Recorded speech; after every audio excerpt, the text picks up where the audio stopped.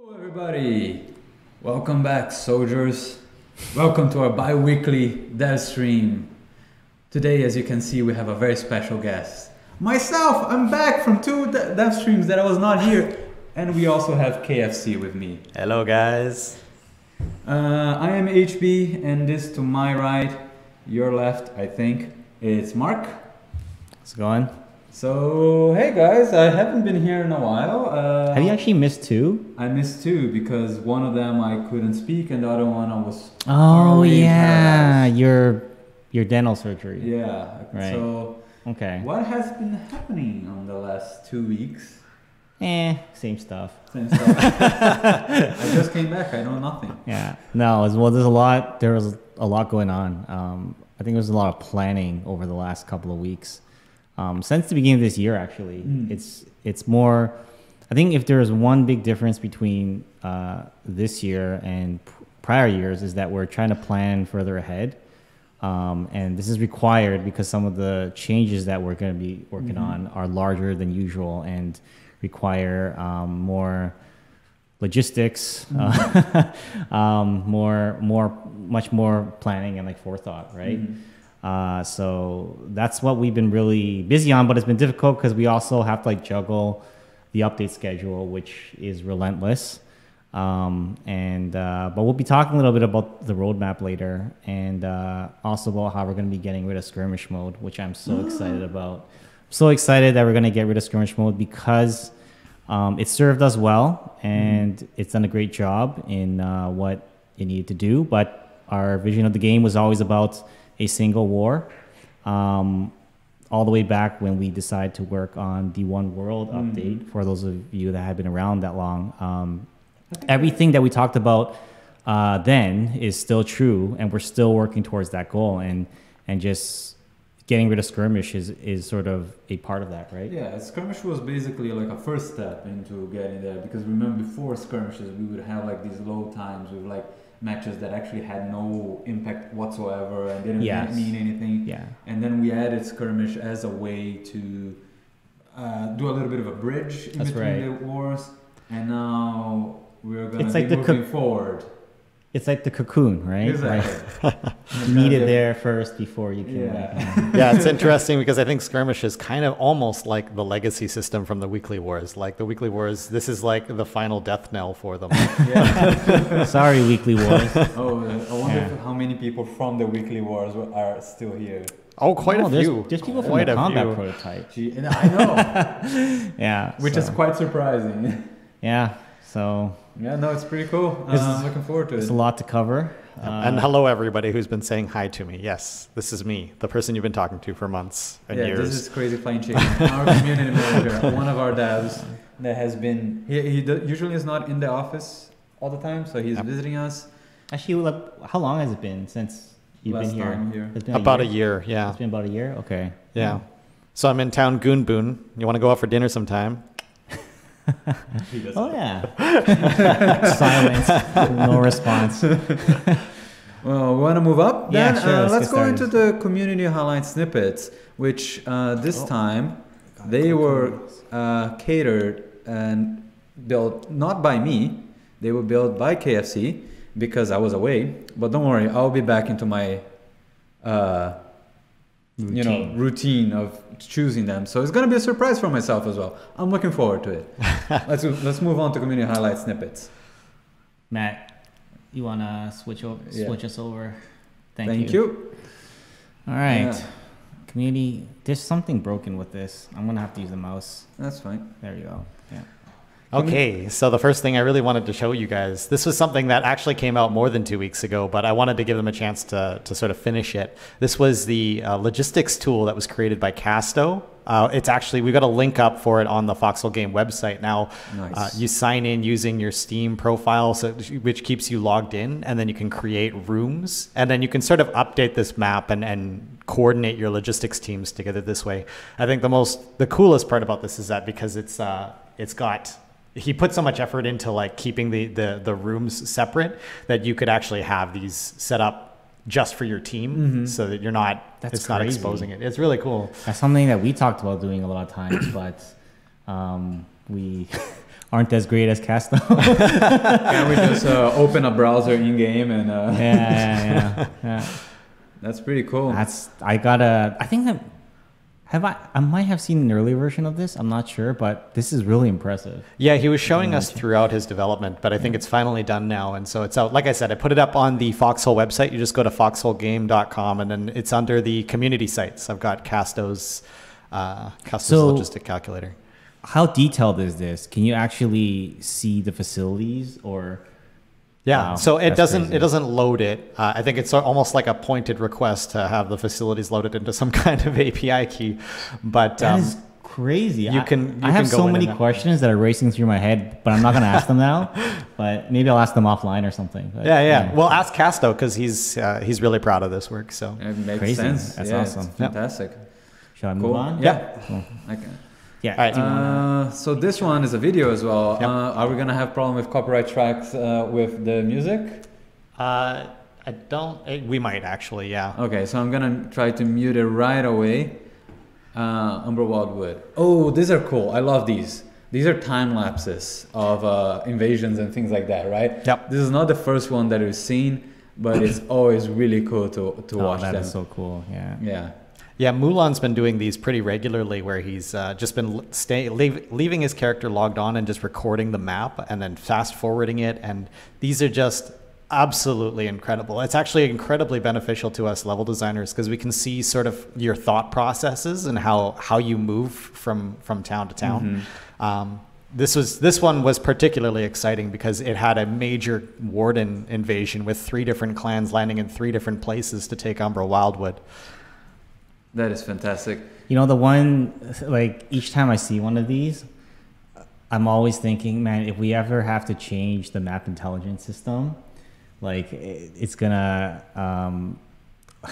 be hard if we have to change it, if somehow it would prevent this sort of video from happening, right? Sometimes I think about that. I don't know why, but I think at the very end of every one of these videos, it says, contact the devs to let them know we want this feature in the game. We actually talked about something like that before, and we just that like most of development in game, things don't happen quickly. Well, We mentioned like, it would be really nice even for ourselves to have like a tool that allows us to just scroll through a war. well, right? for us, our ultimate dream is having like a TV at the office that's like able to show this basically in like real time. Or like both sides. Yeah, both showing. sides. Like you walk into the office and you can just sort of see the state of the war at a glance. But it's kind of funny, HB, because all these side projects that we always joke about, eventually someone from the community comes out and actually makes it. Right? Because like we've talked about a tool similar to that last one that we saw, and we've talked about doing something like this. And it never, like it always like surprises me. It's like if you wait long enough, that joke project that becomes a reality. Yeah, it becomes a reality. I think it comes to show that people they agree with us that these things are cool. Like having them are interesting. Yeah. It's just that since we have to prioritize on other things in the game, they have an option of doing it themselves, which is fantastic. That was the whole reason why we worked on War API. Yeah. Is to be able to have a better route for people that players want to right. But there's limitations there, and one thing that we haven't solved yet that we would like to. This is like not something anytime soon, but like being able to do a team-based type of like query and have like the security measures in place to make sure that you can't spy. But I don't know. Hopefully one day we'll see. One day. Yeah, War API I think has a lot more, even more potential than what is already there. Yeah. But Mulan, those are perfect. Oh, These yeah. videos Oh, are amazing. these are awesome. We love watching those. Yeah. We really do. What else? So we don't need to play these ones because they both require sound, but they're awesome. On the left, we've got I Saw Bear's Castle Clapfoot video. Oh, yes, that was so much fun. We had an event about 2 weeks ago where we all the devs were playing in tanks. You guys were supposed to stay alive on your side of the river in your battle tank. It was so much fun, Jesus Christ. And then the colonials would just swarm you with their tanks and with their men, and it was a lot of fun. So take a look at that video when you get a chance. And then the second one is Freerik's Warty Burger. This is I love Ferg's videos, and this one's a play off of one of his previous, actually one of Press Corp's original videos where they were they had an advertisement for. I remember the Warty Burger. Yeah, that was actually that also made the rounds around the office very quickly. Everything that we have a very we like funny videos. We really do. We enjoy a lot of even when things go wrong and stuff like that. But particularly when people get the lore, get like what the things that happen in the game, and turn into something crazy and interesting. I think that's one of the things that we end up watching the most. Okay, let's see what else. Oh, these are cool. So who is this? Overdose and Superior. Oh, Superior. Yeah, I should have guessed. Yeah, I should have guessed. These are really nice. I haven't seen these before. I like the aesthetics of both of them. That left one is like a relic artillery. Yeah, that's what I was thinking when I saw this. Yeah. There's like a new Foxhole anime Discord that's come up as well that's been posted into the community resources. Okay. Oh yeah. HB? Oh, I've been like it's right up your alley. I've been there on the Discord for like a long time. Fair enough. Yeah. It's just that now it became how can I say, more available for the other people Right. But I've been in that Discord for quite a while. Okay. I have to check it out. I haven't seen it yet. Yeah, no, this is looks really cool. I think that people are trying to hint at something with having the weapon on the back. Just saying. And Superior, as always, having that amazing composition. That's quite nice. Oh my god.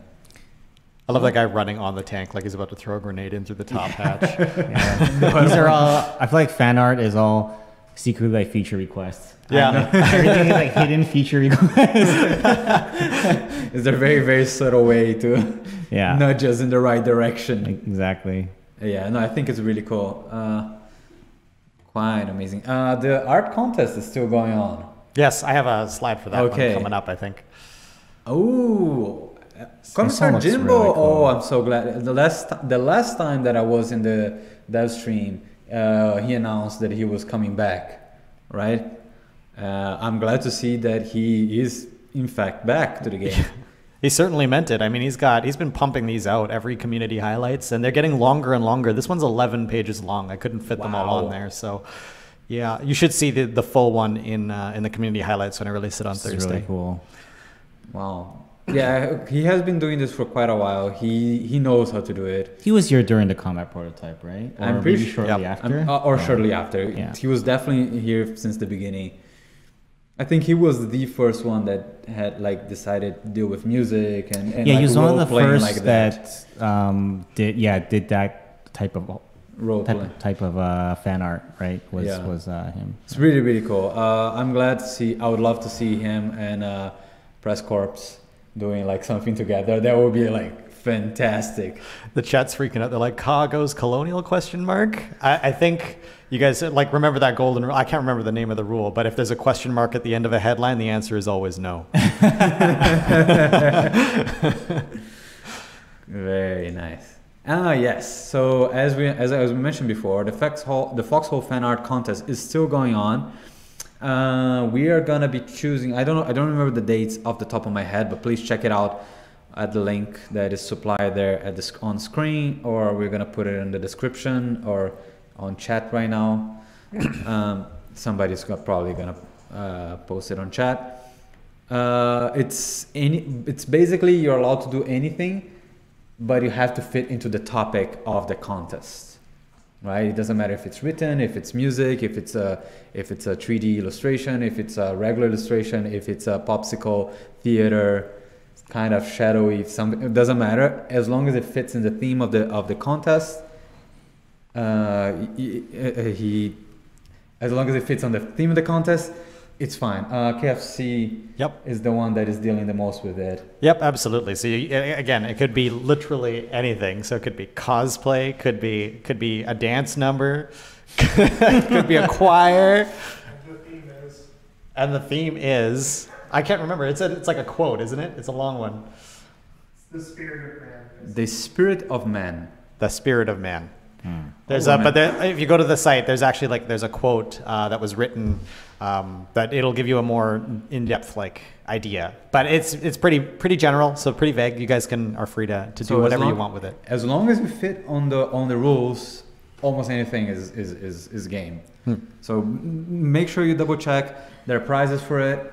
The contest deadline is coming up soon. Yeah, in mid-April, I think. I think we have one more month or so. Yep. So we're looking forward to seeing lots of stuff. The last fan art contest was, in our humble opinion, was our first time doing a pretty big success. We have a fair amount of entries. We're expecting to see. People are getting better and better ever since last year. I think the quality of the fan art and the stuff, it got even better. The ones on the drawings that you see on the back here of this banner are from last year. Yeah. So you can see that the quality was pretty high. Anyway, let's move on. Cool. We're gonna go now into a development update. This is gonna be wild. Just to kind of like preface, I mean, it's okay. It's gonna be wild, but I think like it's gonna get wilder as we progress in the year. So this is just the start, right? This is gonna be cool. So just to there's a lot going on, so I'm just gonna jump right into it. First of all, March 13th, the next update is called the Relics of War, and it's gonna be packed with some pretty cool stuff. That's going to be next Wednesday, I believe. So look forward to that dropping and changing a bunch of things that I think you're going to find is going to be pretty cool. And we're also going to dramatic effect. Before you pause for dramatic effect. Pause for dramatic effect. Actually, if anyone on the art team is watching this, if you can post the wallpaper version of this, because I know it's going to be asked, might as well be proactive about it. I know it's gonna be my wallpaper. It's always exciting for me. It's like I talk to Julian. I'm like, every 4 months I get a new wallpaper. This is great. Adam said no. Oh, okay. Well, sorry, you're gonna have to deal with this version. Copy and paste from your Twitch stream. Take it up with Adam. Yeah, so that's gonna be coming. Look forward to that. And I also wanted to take some time to discuss the roadmap for the year. This is not very detailed, so I don't like it's not this fully laid out plan. But I just wanted to give you guys an idea of what's coming up in the next couple of updates, and to just have a general structure on the rest of the year. And in all honesty, this is very similar to last year, right? So, but we're just sort of saying it now as opposed to last year, where it just kind of like organically half plan happened that way. But we essentially had 4 major arcs for the year. I think last year it was World Conquest, Amphibious Warfare, Industry of War, and Foundation of War, right? And this year sort of there's going to be 4 different arcs as well, starting with update 23, which is next. I wrote the date wrong there. It actually should be March 13th. March 13th is the Wednesday. Yeah, it's actually March 13th. March 13th. That's wrong. That's when this whole thing kind of starts. And in the Relics of War update, we're going to walk through the features, but essentially there's going to be the Relic vehicle system, the Resistance phase, which I'm going to talk about soon, and fully connected world. I want to talk about what that means as well. And then following that, there's going to be 2 updates that are going to be sort of like add-ons to 23. We're going to introduce new Relic vehicles and other feature updates, and the usual like game balance and like bug fixes and tweaks and quality of life and anything else you guys complain about, we'll fix. Right? Yeah. That's sort of where everything we break on the major updates, we've tried to fix on the other 2. Yeah. No, but like in all seriousness, like usually what ends up happening is when we change a lot of things, we get a lot of feedback, and then we need time to like incorporate those feedback before we charge into like the next major thing, right? So things stay as stable as they can be. And then we can look forward to sort of 3 more arcs between now and the end of the year.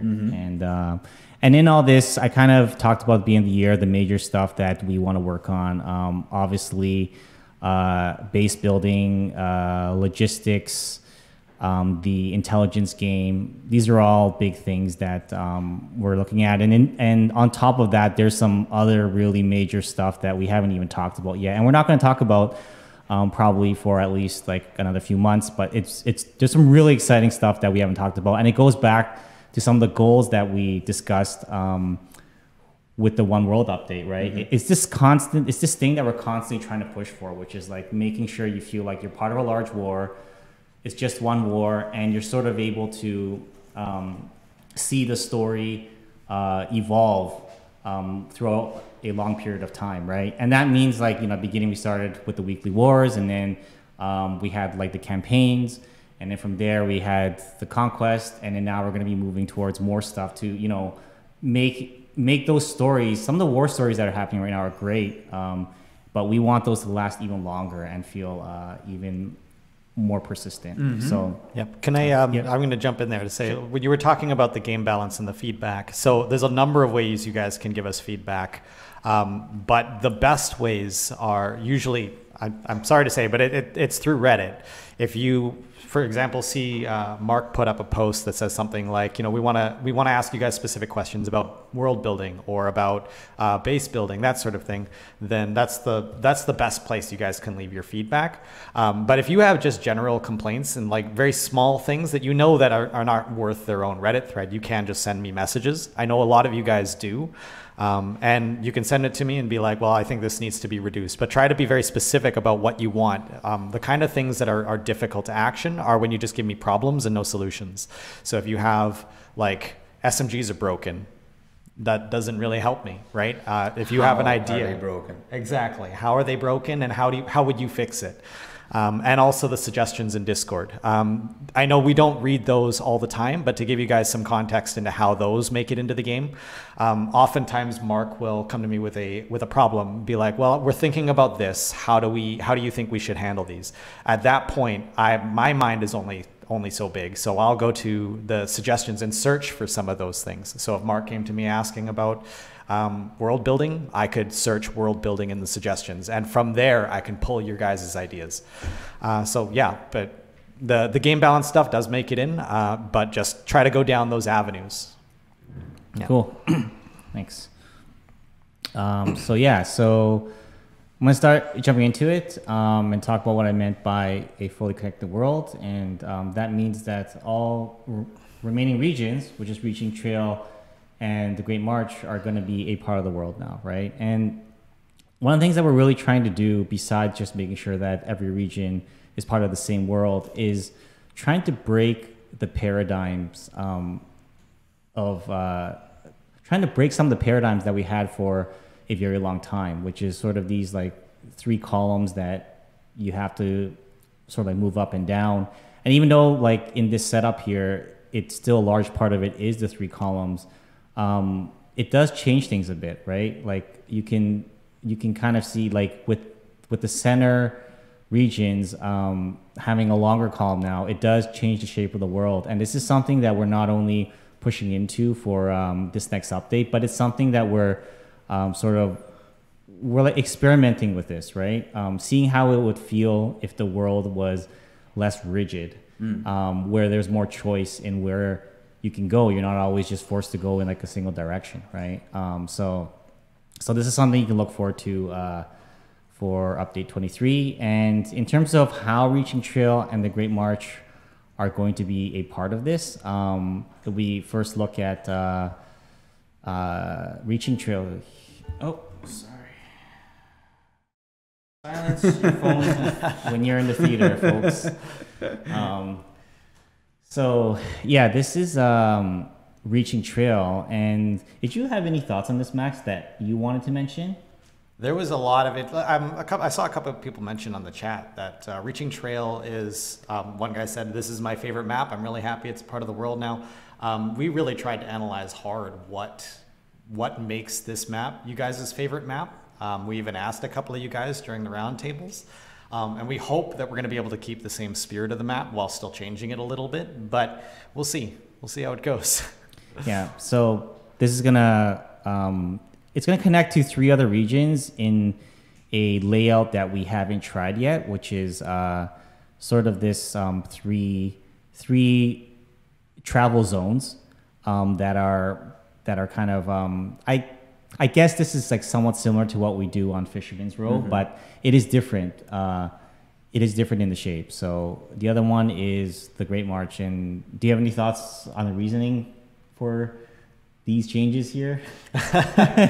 Okay, so again, talking about the reasons why you guys liked Reaching Trail, we think we've sort of figured out. One of the main points that you guys were bringing to us with why you liked Reaching Trail was because you always said that you always knew where the front line was. It was very it wasn't linear. There was lots of options in the map, but you always knew that if you went to Night Church, there'd be a fight. If you went to Elksford, there would be a fight.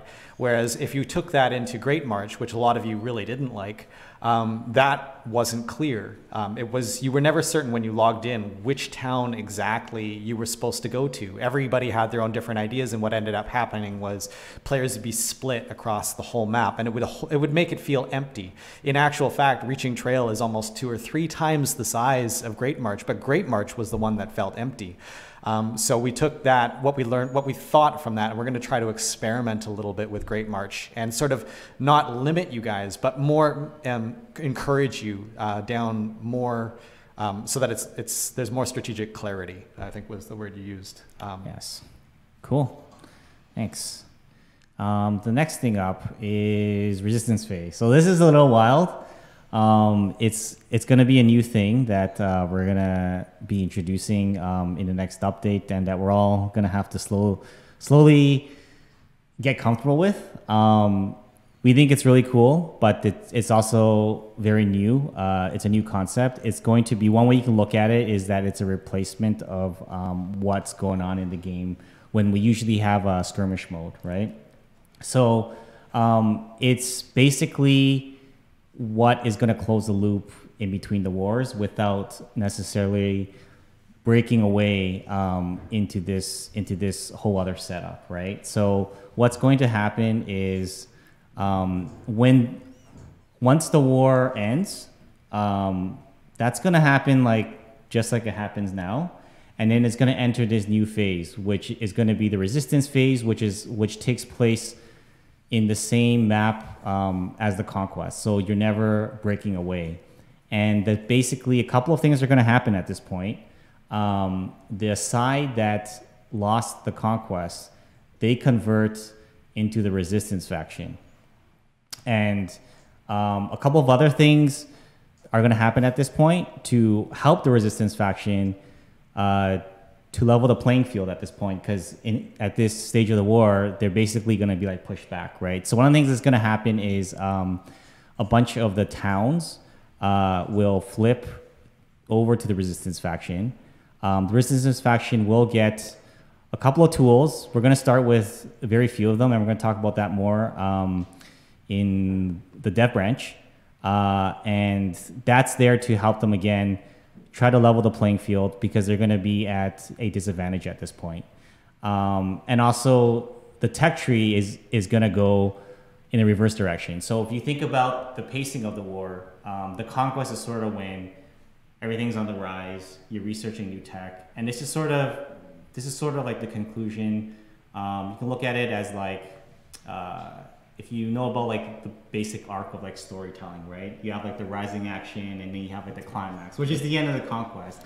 And then this is sort of the denouement, right? Basically, we're trying the foundation. Yeah. So, and during this time, we basically wanted to do this for a long time, for a whole number of reasons, but we really didn't like the fact that you didn't feel like you were part of a continuous world, that you were kind of breaking off and playing this other separate, almost like a mini game. And we really wanted it to feel more like a unified game, right?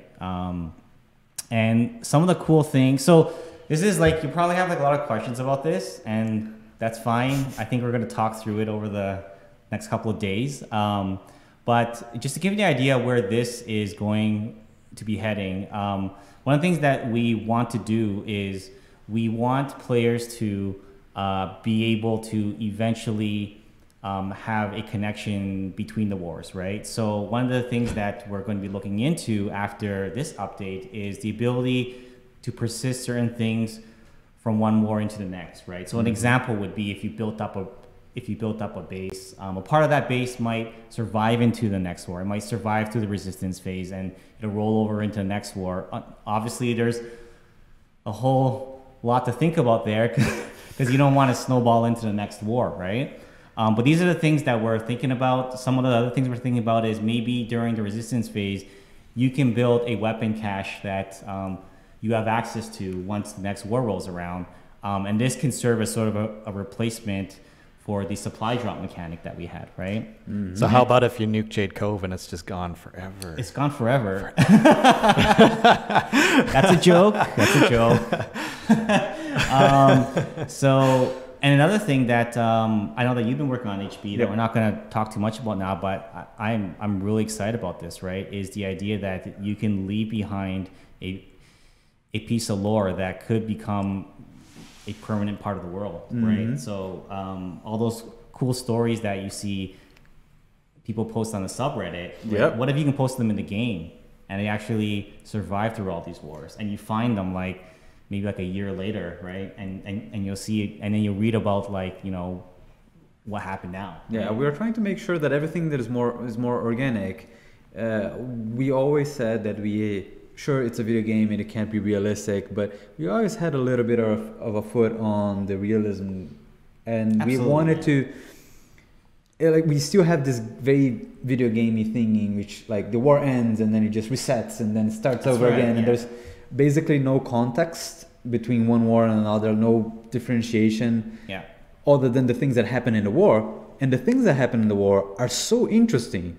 They're always different. There are always some stories that are being told during these wars that we want to try to give you guys tools to capture a little bit of that. That's right. So that you can yourselves, if you deem it important, if you deem it interesting, persist it throughout the ages of Foxhole. That's right. And one of the biggest challenges that we have is, another thing that we like is the fact that every war feels like a fresh start in a way, and that you're not sort of like bogged down. So obviously these are two things that we have to try to balance, and that's the challenge that we're going to be facing in the next couple of months. So it's gonna be fun. I like challenges. It's gonna be fun, yeah. Cool. So let's move on from that, and I'm sure we'll get all the questions answered. I'm sure. All of them. I'm sure everybody's satisfied with this explanation. I'm not answering anything about this.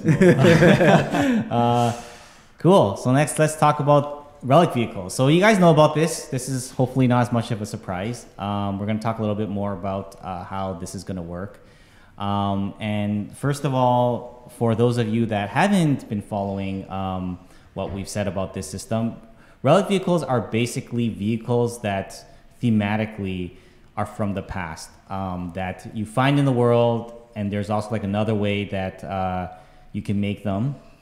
And the idea is that from the standpoint of, from the gameplay standpoint, what we want to do is be able to introduce special types of vehicles that are a little more rare, that you don't necessarily see in each and every war, right? So we want to, for now, this is something that can change, is to have a rotating selection of 3 of these, so that this should help. We hope it'll help reduce the feeling like every war is the same, right? There's a lot of other stuff that we have planned to help to address that problem, but this is going to be one of them, right? So the next war happens, okay, it's the same, but then some of these vehicles are different now. So maybe that will be sort of like an X factor that might change the way that feels. And there are 2 ways.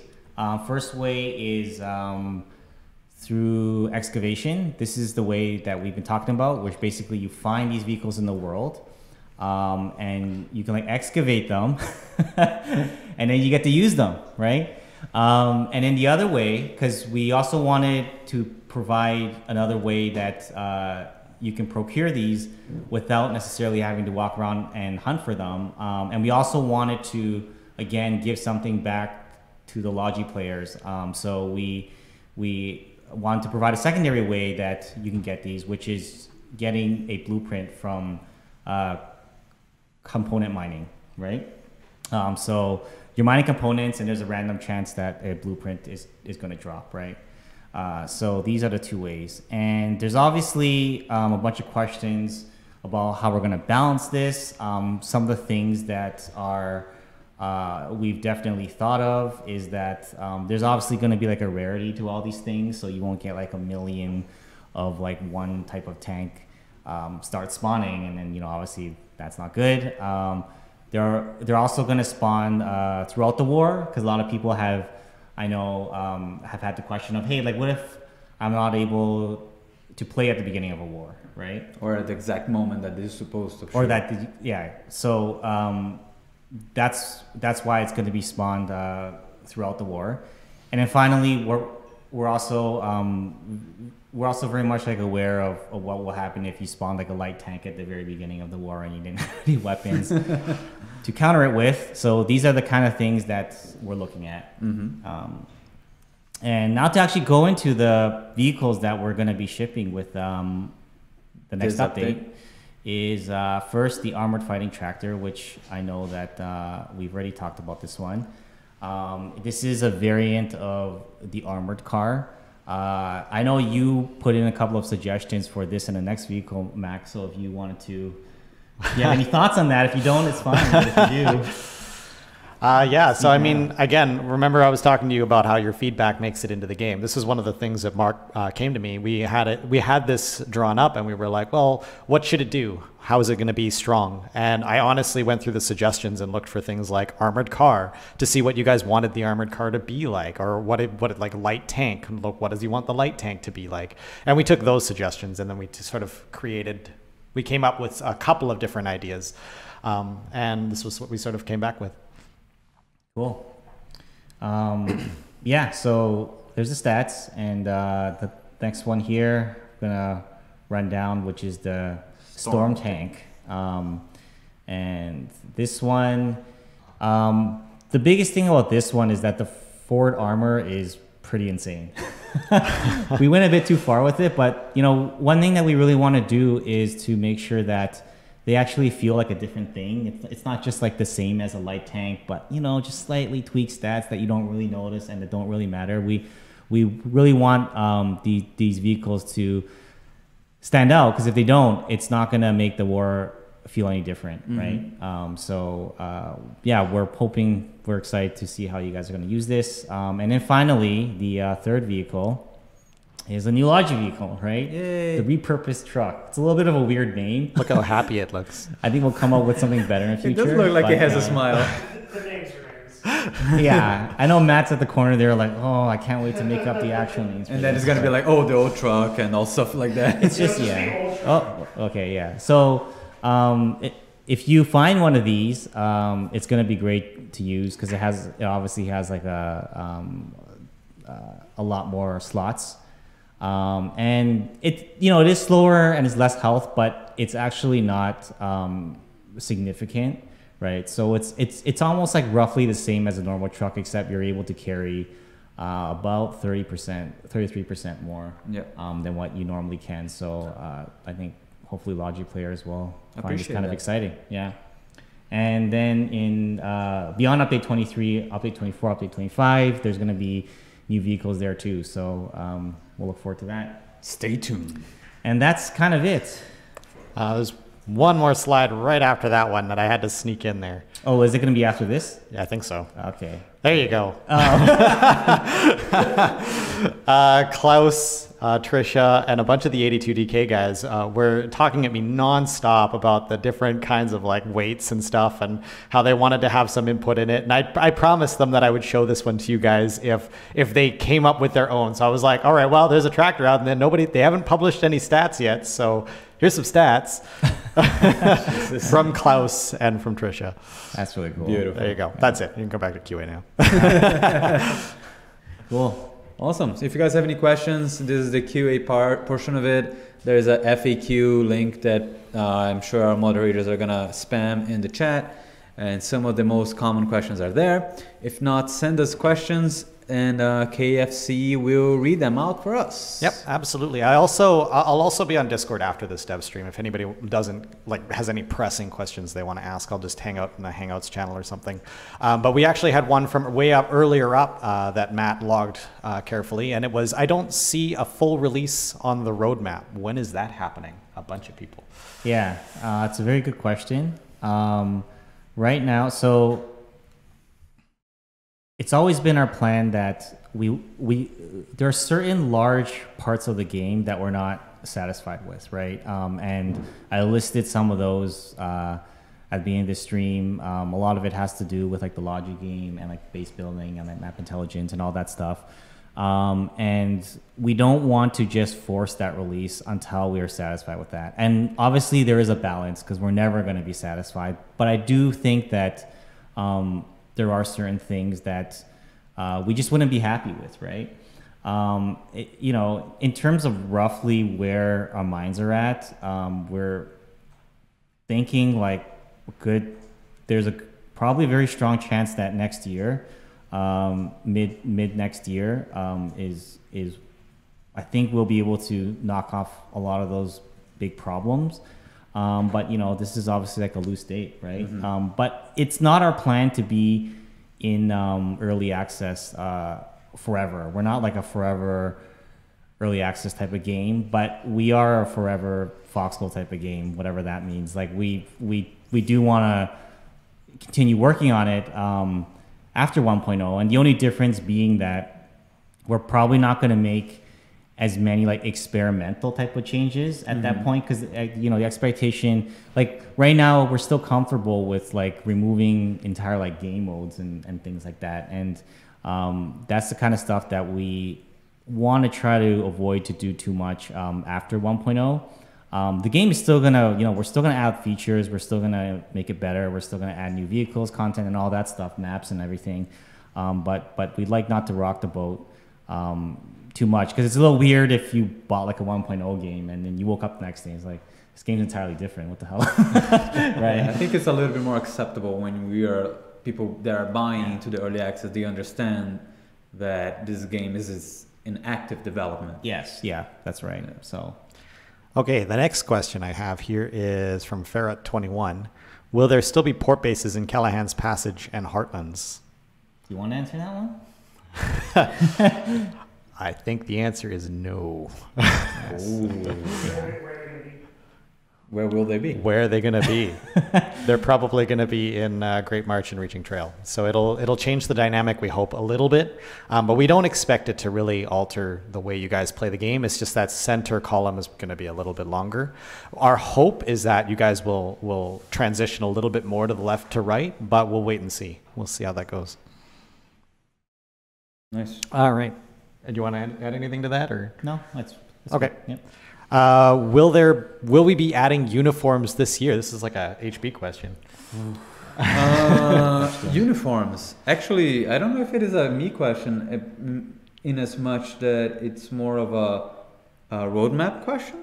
Yeah, so that's not a high priority right now. It doesn't mean we won't find a way to sneak it in, because sometimes that happens, right? But it's not one of the big things that are on that list. Let me put it this way: uniforms. We never wanted uniforms in the way that we are envisioning it to change the meta game of Foxhole to be like, now the game is about who has the best, highest, shiniest uniform, anything like that. And because of that, it can probably fall into one of the smaller updates, potentially. Not in terms of the technical aspects, because I'm pretty sure that like the whole feature would be actually pretty big, right? A pretty big endeavor for us. But as a gameplay game changer, I think it wouldn't be as big. It might fall one of those. It really depends on how do we do our time. How do we schedule our time on that, to be honest? It's not on the top of the priority list, as Mark said. Sorry. Okay. That one was from Helping Hands. So the next one here we have This one comes from Press Court. What is your view on one faction continuously winning wars back to back? Has it happened often? I don't think it's... So, yeah, there's always like a panic when one side wins more than once. And that's completely understandable, right? Because these are long wars.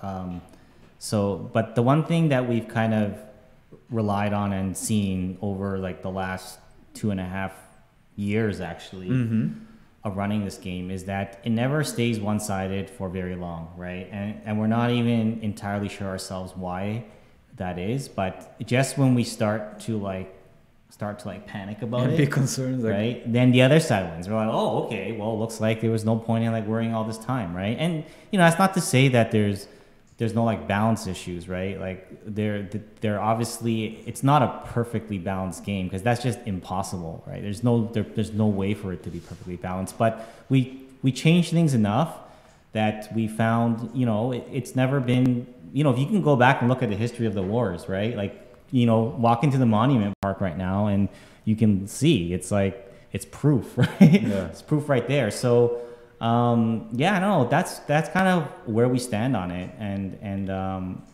not sure if you have any more thoughts on that one, Max. No, yeah, I feel like if you track the history of the wars going all the way back, there were a few back-to-back victories, but I think the longest winning streak is only something like 3 games. Yeah, and that's, if you think about that as a coin toss, right? Sure, the chances are 50-50. It's not exactly the same thing, of course, because of game imbalances or anything like that. But sometimes you do have heads 3 times in a row, right? It happens. Yep. Okay, the next question here from Prime Brodius Maximus. What is the official pronunciation? Why did you put this one in here? How would we know? You know what? This is the worst name in the game. Wait. What is the official pronunciation of Proshi? It's Proshi. with a thick Russian accent. That's official now. We have this conversation. All right, sorry. Next one up. That's an inside joke from the community. They've been bugging me about that one for ages. Lurkus asks, for the resistance phase, will the faction playing as the resistance get a different player model? Okay, so that would be. So this resistance phase, when we first started talking about it, we got really excited about it, and there's a million ideas came about how this can happen, right? But one of the things that we kind of realized on the spot was this is a big change, and we need to see how it plays out first before we go nuts and start implementing all these really crazy features. Because trust me, a lot of crazy features were like flying around, right? Like, and the uniforms was definitely like one of it, because we think that would be so cool if the resistance force was able to, like, let me just say this, okay? At one point, the idea came out of being able to wear the uniforms of the other faction and turn yourself into a spy. And then we went down this like long path of like how all the spy mechanics are gonna work. And then I had to kind of like rein it in and be like, you know what? We don't even know if the basic version of this is even gonna like work, right? So it's like, let's just like make it through like 1 or 2 of these, right? And then we can go nuts with all the stuff that you're about to say. Because I can see I'm about to say, like, these are all great points and it's very logical. But look, how cool would it be if the resistance faction could have like the cool guerrilla kind of like not uniforms, but like different kind of like clothing. They're different.